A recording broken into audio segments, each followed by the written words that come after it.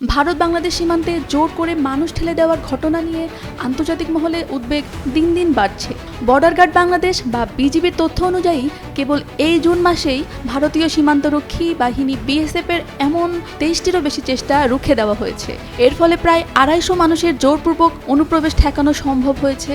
আন্তর্জাতিক মানবাধিকার সংস্থা হিউম্যান রাইটস ওয়াচ গত 16 জুন এক রিপোর্টে জানিয়েছে, ভারতীয় কর্তৃপক্ষ কোনো আইনি নিয়ম না মেনেই বাংলাভাষী মানুষদের, বিশেষ করে মুসলিমদের জোর করে বাংলাদেশে পাঠিয়ে দিচ্ছে।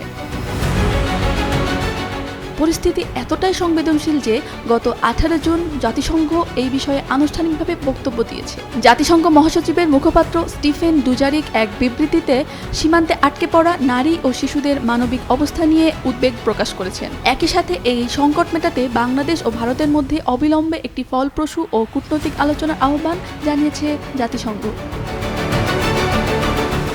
বর্তমানে দেশের প্রতিটি সীমান্ত পয়েন্টে কঠোর পাহারা ও সতর্কতা বজায় রাখা হয়েছে।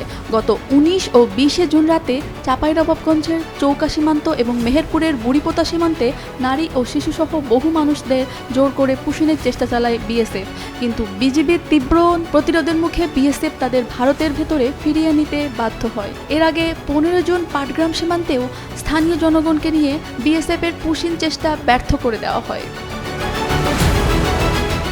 বাংলাদেশের পররাষ্ট্র মন্ত্রণালয় ভারতের এই একতরফা কাজের তীব্র প্রতিবাদ জানিয়েছে। সরকারের পক্ষ থেকে পরিষ্কার বলা হয়েছে, এ ধরনের কাজ 1975 সালের ভারত বাংলাদেশ যৌথ নির্দেশিকা এবং 2011 সালের সীমান্ত ব্যবস্থাপনা পরিকল্পনার স্পষ্ট লঙ্ঘন। বাংলাদেশের নীতিগত অবস্থান অনুযায়ী শুধুমাত্র সঠিক আইনি প্রক্রিয়ায় নিশ্চিত হওয়া বাংলাদেশি নাগরিকদেরকেই ফেরত নেওয়া হবে।